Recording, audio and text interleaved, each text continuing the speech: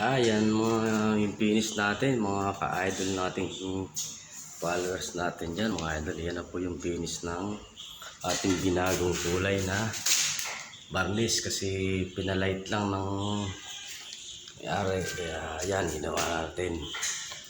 Yan po yung ating varnish niyan, Doco varnish mga idol. Yan, tara tayo dun sa kabila. At dito naman tayo sa kabilang pintuan mga idol. At ito na nga yan mga kapinta natin.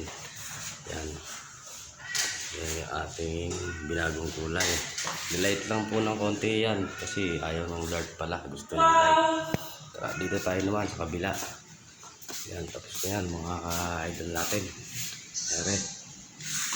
Yan yung ating hindi nagpaano kasi medyo ano ng ilaw yan mga tropa. Mga guys, dito tayo sa ito na po yung ating master bedroom mga ka-idol. And almost finished na siya mga idol, pero yung bintana niya wala pa rin, nahuhuli talaga sila.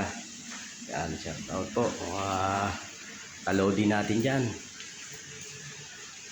Yan mga kalodi, mga po yan mga kalodi natin.